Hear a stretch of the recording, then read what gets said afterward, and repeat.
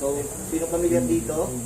Ito yung gagamitin sa pagtatabas. So, sa preparation. So, kailangan natin mag-brushing. So, hindi namin ina-allowed si grass cutter. So, madali sana ang grass cutter dahil machine ito. Pero, maaaring matamaan yung mga naturally growth natin na tumubo sa loob dahil ito yung machine, hindi natin siya masyadong control. So, kailangan bulok talaga and then mamanong-manuhin natin para at least talagang maiwasang matamaan yung mga natural na tumubo sa ating watershed. So, pagkatapos nating magtabas, hindi naman kailangan na tabasin lahat. Gagawa lang tayo ng linya na sapat na maitanim yung ating mga mula. And then, after nating matabasan, by the way, ipapakita ko sa inyo actual. So, kunting kasawada lang muna dito. Pala. So, kahit anong pala o kahit anong pwedeng pangkupay, pala, bareta, hiko. Basta pwedeng pandig yung ating lupa. Pero dito sa lamesa, dahil hindi naman masyadong matigas yung lupa dito, ina-advise namin itong maliit na shovel kasi madali siyang dalhin and then matibay siya. Ganun lang po yun, tatapakan nyo lang and then mag-create lang tayo ng butas.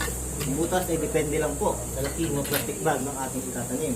Kung ganito kalaki yung plastic bag, ganito lang din po kalaki yung huhukayin natin.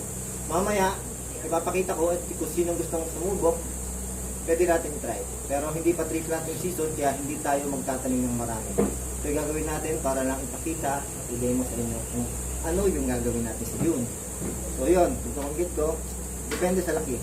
Meron po kasi tayong malaking plastic bag, malaki din po yung bubutasin natin. And then, meron tamang pagitan, dapat ay 3x3 o 4x4 yung spacing. Depende po sa spacing. At saka sa assessment po ni Dina kung ano yung proper spacing na biyak. And then, kailangan tingnan din natin kung ano yung suitable dun sa area. Kung iba nga ba yung mabubuhay doon, hindi natin siya pwedeng taniman ng kung ano lang, hindi naman pala siya mataas ang porsyento ng pagkabuhay dun sa area. So, pero ang pupuntahan po natin ngayon ay sa area lang ng Pabasi A, sa Arboretum lang po. Which is nara po ang mga nakatanim doon, nara, bani, at saka yung iba pang mga kapamilya na. Para makita lang natin. Kasi ang site po ninyo ay may kalayuan. So maglalakad po tayo.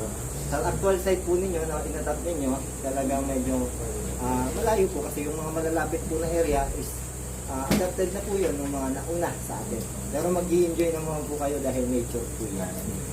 Si Cosmos, nakita na po nila yung area, nagkaroon na sila ng popular at nagbalak na rin sila. Ba't hindi natuloy sir? Yung